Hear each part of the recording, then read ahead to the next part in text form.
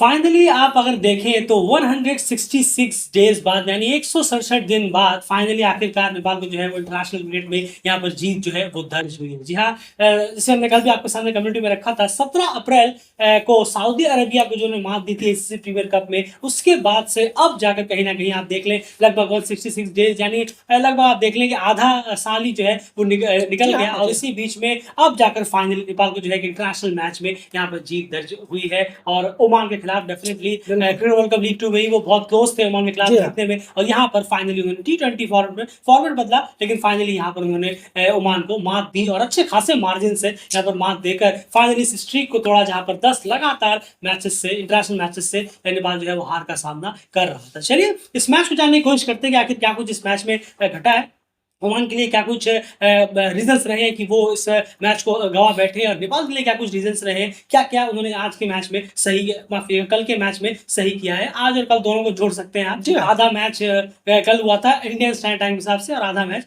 आज हुआ है। तो खैर हम फेस बाय फेस से जानने की कोशिश करते हैं। सबसे पहले बिल्कुल 1 से 6 ओवर की बात करें तो यहाँ नेपाल ने 39 किए 1 विकेट के नुकसान पर और ओमान ने 25 बनाए 3 विकेट के नुकसान पर 3 विकेट के नुकसान पर। पहला फेस नेपाल के नाम रहा। मिड फेस की बात करें 7 से 15 तो 59 रन 59 रन बनाए 4 विकेट के नुकसान पर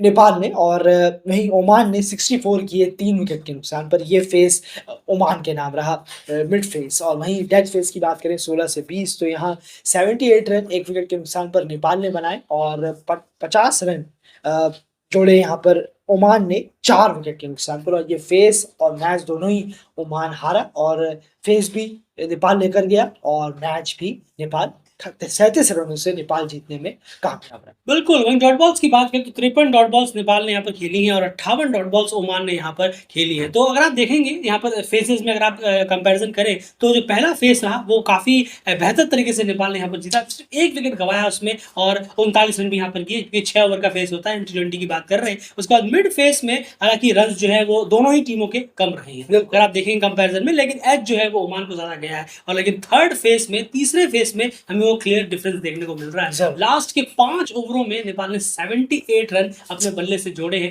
जो कि बहुत ही कमाल का एफर्ट यहाँ पर रहा है। उसमें पूरा कंट्रीब्यूशन मेरे ख्याल से गुलशन झा और दीपेंद्र सिंह का यहाँ पर ज़्यादा रहा है और आगे बात जरूर करेंगे। तो खैर ये जो मेजर आप देख रहे हैं थर्ड फेस में जो डिफरेंस है वो कुछ बहुत ही ज्यादा है जो कि बहुत ज्यादा दूर कर देता है ओमान को कहीं ना कहीं इस मैच में। और 78 रन आखिरी के 5 ओवर में ये बहुत ही जबरदस्त यहाँ पर जो आपके रिकवरी की है नेपाल ने, जो रन कलेक्ट किए वो कमाल का रहा है लास्ट के फेस में इन कंपेयर टू ओमान, जहां पर ओमान 28 रन दूर रह गया लास्ट फेस में नेपाल के स्कोर को मैच कराने से। मैच में 37 रन दूर रहा है लेकिन लास्ट फेस की हम यहाँ बात कर रहे हैं। उसके बाद बैटिंग कॉन्ट्रीब्यूशन की तरफ यहाँ पर अगर चले तो जैसे आप देखिए, जैसे कभी हम कहते हैं ना कि सारी चीजें सही जगह पर गिर जाना, वो एग्जैक्टली नेपाल के साथ हुआ है आज के इस मैच में। चाहे वो बैटिंग में हो चाहे वो बॉलिंग में क्यों ना हो, सारी जगह सही जगह पर गिरी है। आप देखिए ओपनर्स ने एक अच्छी शुरुआत दिलाई, ओपनर्स ने रन्स किए 27 दोनों ने यहाँ पर रन्स किए। उसके बाद मिडिल ऑर्डर में आपको एक इनिंग मिल गई कुशल बल्ला की तरफ से, जहां पर और इस बार जो कल चीज हमें देखने को मिली थी वो आज हमें देखने को नहीं मिला। अगर आज आप देखेंगे बॉलर्स का तो सबका डबल डिजिट में स्टे भी है, रन्स के साथ साथ स्टे भी है बैट्समैन का। जी हाँ, ये कहना गलत नहीं हुआ है। नहीं, बिल्कुल सही कहा है आपने। जो हमें नहीं दिखा था फर्स्ट मैच में वो यहाँ देखने को मिला है। 22 बॉले 26 बॉले जिन्होंने भी रन्स किए हैं, जिन्होंने नहीं किए हैं वो सिंगल डिजिट में आउट होके चले गए। आप रोहित पटेल देव खन्ना को देख ले, उनकी बॉलों को देख ले, वो सिंगल डिजिट में बॉले भी हैं रन भी हैं और आउट हो गए। लेकिन जिन्होंने रन्स किए हैं उन्होंने बॉलें भी खेली हैं और रन्स भी थोड़े से टिक कर बनाए। बिल्कुल, तो वही हम अभी कह रहे थे कि यहाँ पर आप देखिए सारी चीजें सही जगह पर गिरी है। ओपनर्स ने यहाँ पर आपके लिए स्कोर किया, फिर मिडिल ऑर्डर में आपको एक इनिंग चाहिए थी, वो आपको इनिंग मिली 30 की कुशल मिला की तरफ से। उसके बाद लोअर ऑर्डर में आपको एक स्ट्रॉन्ग फिनिश चाहिए था, वो भी आपको मिला, जहां पर गुलशन झा और दीपेंद्र सिंह ने एक अच्छा स्ट्रॉन्ग फिनिश आपके लिए करके दिया। गुलशन झा 17 गेंदों में 40 रन किए 235 के स्ट्राइक रेट से और दीपेंद्र ने 5 गेंदों में 18 रन किए। तो यहाँ पर तो आप देखिए जो हमने अभी आपसे कहा कि सारी चीजें परफेक्ट जगह पर गिर जाना, उसी का ही जो नमूना है जो आप बैटिंग में यहाँ पर देख पा रहे हैं। ओपनर्स ने रन किया, मिडिल ऑर्डर में आपको एक इनिंग चाहिए थी, वो आपको मिला, और उसके बाद लोअर ऑर्डर ने भी बेहतरीन तरीके से फिनिश किया और टीम का जो स्कोर है वो 170 प्लस ले जाने में कामयाब कहीं ना कहीं टीम हो गई। और बॉल स्कोर ही देखकर लग रहा था इतना आसान बिल्कुल भी जी नहीं हाँ। होने वाला, और ओमान जैसी टीम हो रही की जो बिल्कुल, हालत बिल्कुल है, सही, और ज़रूर। और वैसे भी आप देखें T20 रैंकिंग्स में भी तो ओमान नेपाल से काफी नीचे है, वो कनाडा भी खैर जी नीचे हाँ। थी, लेकिन फिर भी ओमान की जो हालत है वो देखने को पता चल ही रही थी कि इतना स्कोर टोटल चेस करना उनके लिए इतना आसान होगा नहीं। अच्छा खासा जो स्कोर है वो ऑलरेडी दे चुके हैं नेपाल वाले। खैर उसके बाद यहाँ पर आए ओमान की बॉलिंग की बात करते हैं। बॉलिंग कार्ड ऑलरेडी स्क्रीन पर है, क्या कहेंगे बॉलिंग का हाल देखकर, स्पिनर्स पेसर्स कहाँ पर कमी रही कि जो ओमान है वो काफी ज्यादा रन के लिए चले गए ओमान के बॉलर्स। नहीं, बिल्कुल सही कहा आपने। अब बॉलिंग में तो ख़ैर कहना होगा कि थोड़ा बहुत बेटर कर रहे थे बॉलर्स, लेकिन डेथ फेस में ही सारा मामला जी बॉलर्स के हाँ। लिए बिगड़ा है। और जिस तरह गुलशन झा और दीपेंद्र ने बैटिंग की है, आकिब ने बीच-बीच में आके स्ट्राइक ज़रूर किया, उन्होंने विकेट निकाले हैं, अच्छे एक फील्डिंग प्लेसमेंट भी काफ़ी अच्छी रही। जहाँ-जहाँ फील्डर्स जहाँ-जहाँ वो डालना चाहते थे, उन्होंने वो बॉल डाली, विकेट दिला रहे थे वो टीम को, लेकिन साथी बॉलर्स की तरफ से इतना एक साथ नहीं मिल रहा था। और अच्छा कहना होगा बाकी जो बॉलर्स हैं आप देखें, कलीमुल्लाह हैं, फैयाज़ बट, शकील अहमद, तो इन सब बॉलर्स की तरफ से जिशान मकसूद इकोनॉमिकल रहे, उन्होंने भी थोड़ा-सा बाँधे रखा। पर लास्ट में जो मामला गड़बड़ाया है ओमान बिल्कुल के लिए, सही था, बिल्कुल सही जा रहा था, शायद लिमिट में रहता स्कोर। बिल्कुल 15 ओवर में 100 रन थे और 5 विकेट। बिल्कुल, तो ये लिमिट में रहता, अगर आप थोड़ा बाद में 78 से बजाय आप 40-45 रन, 30-35 रन देते, लेकिन ऐसा हुआ नहीं।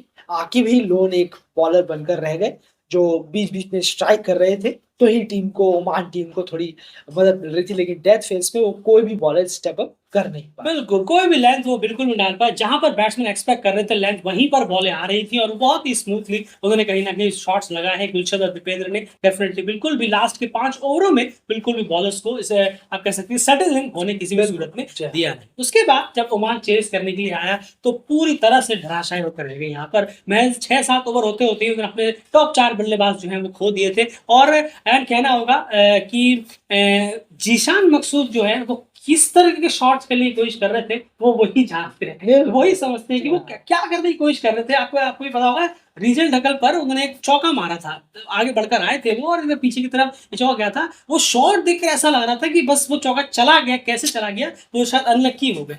मतलब जिशान मकसूद अंधाधुंध बल्ला घुमाए जा रहे हैं, लग ही नहीं रहा कि वो जिशान मकसूद है जिनको इतना एक्सपीरियंस वगैरह बिल्कुल, है भी। तो बहुत ज़्यादा हड़बड़ी में देखने को मिले जिशान मकसूद। और उसके बाद बाकी बल्लेबाजों की बात करें तो एक सबसे बड़ी यहाँ पर तारीफ ज़रूर करनी होगी, वो ये है कि आसिफ शेख जो बार-बार विकेट के ऊपर आ रहे थे कीपिंग करने के जी लिए, हाँ। उसने भी बहुत ज़्यादा प्रेशर प्रेशर बना के जी रखा। हाँ। आकिब इलियास जो आउट हुए, वो भी उसका एक बहुत बड़ा नमूना है और बाकी प्लेयर्स भी बहुत बंधे हुए थे जब यहाँ पर आसिफ जो है विकेट के ऊपर विकेट कीपिंग करने के लिए आ रहे थे। वो एक बहुत अच्छा मूव था कि बार-बार वो विकेट के ऊपर आ रहे थे बिल्कुल, ताकि जो बिल्कुल, बैट्समैन जी है वो हाँ। बंध जाए क्रीज ज़रूर। पर, और उसका बहुत फायदा हमें देखने को मिला भी। जब शुरू के 5-6 ओवर खास करके पावर प्ले में बहुत ही बांधे रखा, वो बहुत अच्छा मूव था आसिफ शेख का, या फिर जो उन्होंने भी वो कहा होगा।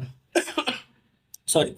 तो उसके बाद बैटिंग कार्ड आप देख रहे हैं, सारे बैट्समैनों का हाल वही रहा। कश्यप प्रजापति 0, आकिब 2। आकिब ने भी स्लॉग स्वीप मारने की कोशिश की और सीधा हाथों में दबा बैठे, उस वक्त उस शॉट की जरूरत नहीं थी। उसके बाद शोएब खान थोड़ी कोशिश की, एक छोर संभाले रखा 45, लेकिन उनके साथ कोई नहीं दे पाया। अयान खान, जिशान मकसूद, सबका यही हाल। अयान खान का तो क्लीन बोल्ड मारा जी दीपेंद्र हाँ, सिंह ने, बिल्कुल, कोई जवाब नहीं था, बिल्कुल। बॉल पड़कर एंगल होकर दिया है। अंदर घुस गई थी वो बॉल, मतलब बहुत अच्छी उम्दा बॉल थी वो। बिल्कुल और उसके बाद बात करें हम जिशान मकसूद, उनको भी फँसाया गया बिल्कुल एकदम जहाँ पर फ़िल्डर चाहते थे, स्क्वायर लेग की तरफ, डीप स्क्वायर लेग की तरफ उन्होंने मारा खींच के, और वहाँ पर सॉरी कुछ रीजन ढकल पहले से ही मौजूद थे। तो आप अपने आप में एक बहुत अच्छा एक प्लानिंग भी रहा, फील्डिंग प्लेसमेंट, और आपने जैसा कहा कीपर ऊपर आए, वो काबिल-ए-तारीफ़ था। बिल्कुल, तो यहाँ पर और उसके बाद कहीं पर कंट्रीब्यूशन मिला नहीं। आप देखिए, यहाँ पर देखिए, ये अभी जो नेपाल के बैटिंग कार्ड में बात कर रहे थे, यहाँ देखिए ओपनर्स से कोई कंट्रीब्यूशन नहीं मिला। आप देखेंगे मिडिल ऑर्डर से कोई कंट्रीब्यूशन नहीं मिला, और लोअर ऑर्डर में आपको एक कंट्रीब्यूशन जरूर मिला रफीउल्लाह, लेकिन मिडिल ऑर्डर और ओपनर्स से यहाँ आपको कोई भी हेल्प नहीं मिली। जो अभी नेपाल के बारे में कह रहे थे कि वहाँ ओपनर से मिला, मिडिल में एक मिल गया और लोअर ऑर्डर में मिल गया, लेकिन यहाँ पर लोअर ऑर्डर में एक रफीउल्लाह से जरूर मिला, लेकिन मिडिल ऑर्डर और टॉप ऑर्डर में खास करके ओपनिंग में यहाँ पर कोई भी जो कंट्रीब्यूशन जी है, हाँ, जो भी ऊपर सपोर्ट के है। बल्लेबाज। जी हाँ, बिल्कुल सही कहा आपने क्योंकि फैयाज़ भट्ट ने भी थोड़े रन करने की कोशिश की लास्ट में जी हाँ, और लेकिन बस ऊपर के जो 4-5 जो बल्लेबाज हैं, जो इतना बड़ा टारगेट आप all of a sudden Chase नहीं कर सकते जी कि हाँ, आए और मारना शुरू किया। ये वही हाल है जो रफ़ीउल्लाह और फैयाज़ भट्ट ने किया। मारा इधर-उधर गए, शॉट्स गए, छक्के गए, चौके गए, लेकिन स्कोर जो था वो बहुत ज़्यादा था, जी जो हाँ। कि ऊपर के बल्लेबाजों में से किसी एक को आना ज़रूरी था। अगर शोएब भी आते और लंबा जाते तो शायद ये चेज़ हमें होता हुआ दिखता। बिल्कुल, उसके बाद यहाँ पर बात करते हैं नेपाल की बॉलिंग की, और नेपाल की बॉलिंग की तरफ अगर यहाँ पर बढ़े तो शुरुआत में अगर आप देखें तो पावर प्ले में ही कहीं न कहीं पूरी तरह से एक तरह से कमर तोड़ दी थी ओमान की, जब वो चेज़ करने के लिए यहाँ पर आए। तो बॉलर्स का पूरा हाल किस तरह रहा है और किस तरह की बॉलिंग यहाँ पर हमें सारे बॉलर्स की तरफ से देखने को मिली? जी, बिल्कुल, बहुत अच्छा रहा है आज बॉलर्स करण केसी ने शुरुआत में विकेट दिलाए, रीज़न ढक्कल ने शुरुआत में विकेट दिलाए, प्रेशर बना के रखा, प्रेशर सारे बॉलरों ने बना के रखा, वो बहुत अच्छा था। एक एक जो प्रेशर रहा है सारे बॉलर्स की तरफ से वो रिलीज नहीं होने दिया, वो पूरे थ्रू आउट द गेम वो सारे बॉलर्स ने मिलकर, चाहे संदीप हो उन्होंने भी एक विकेट निकाला और उसके बाद आपके आए हैं दीपेंद्र, दीपेंद्र बहुत ही हाँ, इकोनॉमिकल गए। बिल्कुल बहुत इकोनॉमिकल गए तो सारे बॉलर्स के थोड़ा सा कुशल बुर्तेल ने थोड़े रन जरूर लीक किए थोड़े से, लेकिन फिर उन्होंने विकेट लेकर थोड़ा सा कंट्रोल किया स्कोर को और वहां लेकिन पर। इसको भी अवॉइड किया जा सकता था। बिल्कुल बिल्कुल जी हाँ, जरूर अवॉइड जरूर। किया सकता, ज़रूरत नहीं थी कुशल बुर्तेल से, फिर वही आप कुशल बुर्तेल से बॉलिंग नहीं, करा वो तो रहे हैं। आदत ही है खैर। जी हाँ, तो उसके बाद गुलशन झा की बात करें ये तो बहुत वो भी गंदी आदत है। जी हाँ, नहीं ये कोई अच्छी बात तो है नहीं। बिल्कुल भी अच्छी बात नहीं है, इसे किसी भी तरह से इस तरह से मत लीजिएगा, बहुत ही खराब आदत है ये। अ, बार-बार उस प्लेयर से बॉलिंग कराना जो खुद ही कई वक़्त से फ़ॉर्म में नहीं है। जी हाँ, ज़रूर है। तो उसके बाद गुलशन झा की बात करें, ये तो ख़ैर अभी स्टार मेकिंग में है ही। गुलशन झा वाक़ई में टीम के ऊपर बहुत ज़िम्मेदारी ले रहे हैं। टीम को निकालने की कोशिश कर रहे हैं, जी चाहे हाँ, बैटिंग से हो, बॉलिंग से हो, बुरे वक़्त से निकालने की कोशिश कर रहे हैं। एक खालिद केल को भी जो उन्होंने आउट किया, वहाँ एक पार्टनरशिप जमना शुरू हो रही थी। जी हाँ। ठीक वक़्त पर आए और उन्होंने एक ब्रेक थ्रो दिलाया, एज लगा और कीपर के हाथों, आसिफ के हाथों वो कैच आउट हुए। तो फिर से गुलशन झा एक ने एक उम्दा ऑल-राउंड परफ़ॉर्मेंस किया। बिल्कुल, ये पूरी बॉलिंग की बात हो गई। एक चीज़ ज़रूर यहाँ पर रिलेटेड पॉइंट आउट करना चाहेगा, और वो है 7.1 ओवरों में 28 रन पर 4 विकेट था ओमान, और 19.1 ओवर में ऑल आउट हो गई। ऑल आउट पूरे ओवर भी वो खेल नहीं पाए, जो कि उनके लिए बहुत बड़ा सेटबैक रहा, और नेपाल ने ऑल आउट किया, ये बहुत बेहतर रहा। लेकिन इस बीच में अगर आप देखेंगे तो लगभग 12 ओवर हुए, 7.1 से 19.1, यानी 12 ओवर करीब यहाँ पर जी बॉलिंग हाँ, हुई है, जी और उसमें 111 रन, जी हाँ, 111 रन कहीं न कहीं ओमान ने लगाने में कामयाब हो गए।